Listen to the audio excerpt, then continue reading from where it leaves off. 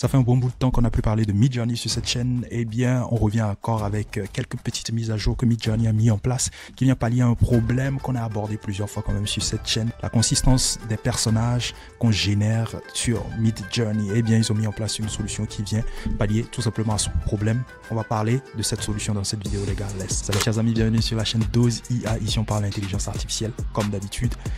Si tu es intéressé par le sujet, n'oublie pas de t'abonner et d'activer la cloche de notification si ce n'est pas encore fait pour être au courant à chaque fois qu'on poste une vidéo. Aujourd'hui, on va parler de Midjourney, comme je le disais en intro, sa nouvelle mise à jour. Qu'en est-il? Comment est-ce que ça s'utilise?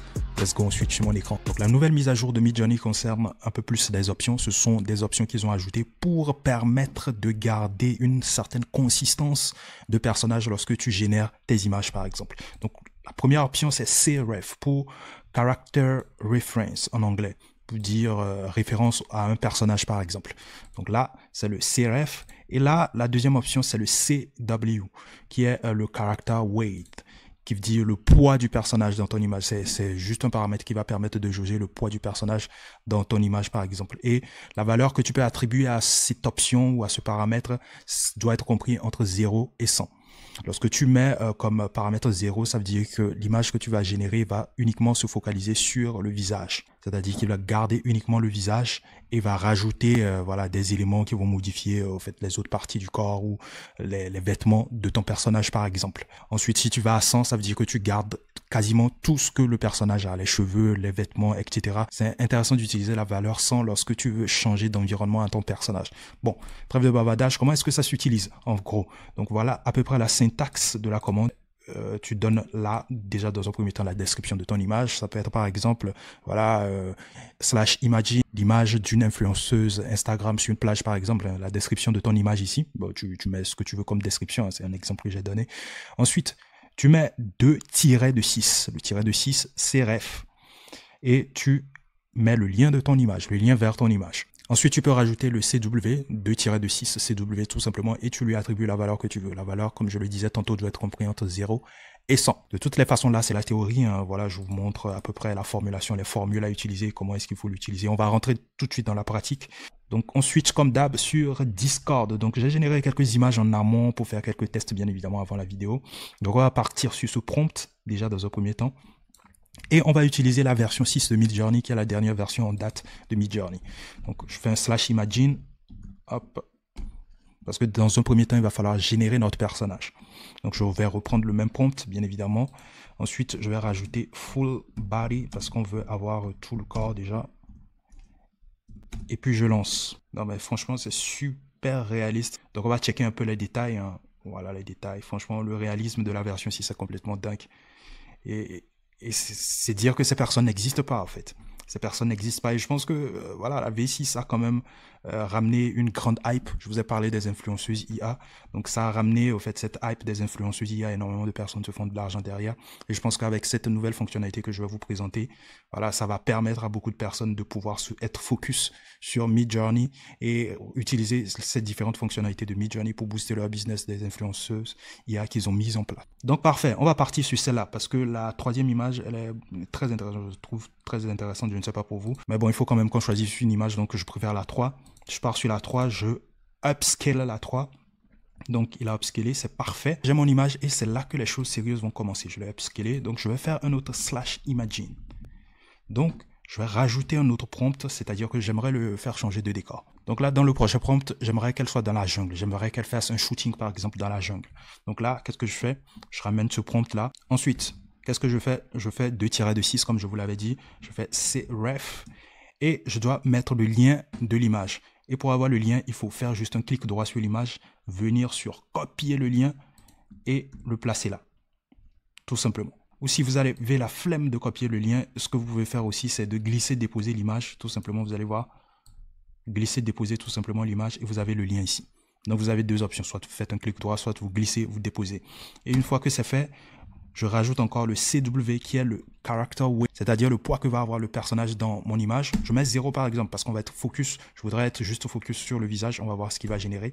On va tester plusieurs variations pour voir. On va tester le 0, le 50 et puis le 100 pour voir ce que ça donne réellement en termes d'image générée. Donc parfait, vous avez remarqué, le visage il reste intact. Le visage par contre il reste intact. C'est fou quand même. Franchement. Ça veut dire que si on supposait qu'on avait créé une influenceuse IA avec le modèle que je viens de vous présenter, ça veut dire qu'on pourra lui faire un photo shooting grâce à un simple prompt dans la jungle par exemple. Donc on peut produire une pléiade de photos, énormément de photos autour de cette influenceuse IA juste avec ces deux paramètres que je viens de vous présenter. Donc là on a un shooting dans la jungle. Mais avant de tester, d'aller sur la 50, on va vérifier par rapport aux cheveux. Je pense qu'elle a gardé les cheveux blonds sur cette image légèrement, mais les vêtements ont changé bien évidemment. Sauf que là les cheveux changent. Donc vous allez remarquer, donc les cheveux changent. Donc le visage est gardé en quelque sorte, mais les autres accessoires qui étaient autour, voilà, vêtements, cheveux, etc., sont changés, tout simplement. Ok, je pense qu'on est bon. Je pense qu'on va partir sur le 50 cette fois-ci. On reprend le même prompt, on fait un imaging. On met 50 là, parfait. Donc normalement, 50 devrait être le juste milieu, voilà, entre les deux. On doit avoir les cheveux, peut-être une partie des habits, je ne sais pas. Donc on va tester, on va voir le résultat final de toutes les façons. Ok, je vous remontre l'image originale. Donc, on a une chemise orangée, je pense, chemise orangée, blonde, etc. Classe dans son appart. Donc là, on va directement descendre. On va voir ce que ça donne ici. Donc, on a, voilà, un aspect orangé. Je pense qu'elle a gardé ses cheveux. Sur les images générées, elle a gardé ses cheveux. Elle est toujours blonde, etc. Donc, elle a gardé ses cheveux. On retrouve un aspect, l'aspect orangé de sa chemise mélangé avec l'aspect un peu jungle dans son outfit. Donc sinon, en termes de face, en termes de visage, cheveux, je pense qu'elle garde son visage et ses cheveux. Maintenant, on va partir sur du sang pour voir réellement ce que ça donne. Normalement, le sang doit garder toutes les caractéristiques qu'elle a ici, c'est-à-dire ses vêtements normalement. Normalement, ses vêtements, elle doit les garder. On va partir sur sang. Vous allez remarquer que la colorimétrie elle est un peu différente, mais c'est dû au prompt que j'ai mis. Je lui ai dit que le shooting est fait avec un appareil, une caméra analogue de 35 mm.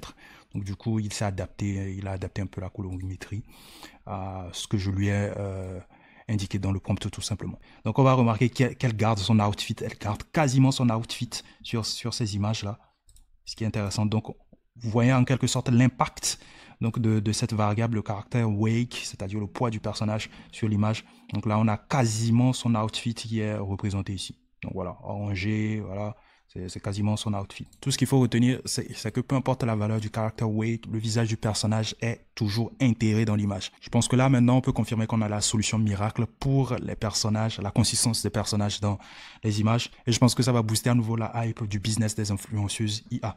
Je sais pas pour vous, mais bon, dites-moi ce que vous en pensez en commentaire. Et j'ai un petit tips aussi. Supposons que le personnage que j'ai créé ici, je l'appelle Anna par exemple. Au lieu à chaque fois de reprendre le lien dans tous les prompts, je peux créer une option, par exemple, je peux créer une option personnalisée qui va faire référence à ce lien que j'appellerai tout le temps lorsque j'écrirai un prompt, par exemple. Je vous montre comment faire. Pour ce faire, il faut faire un /prefer option set.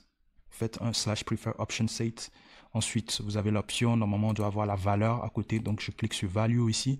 L'option, je mets Anna, son nom, par exemple. Et ensuite, je viens tout simplement copier le lien vers son image ici. Hop, parfait. Et boum. Tac.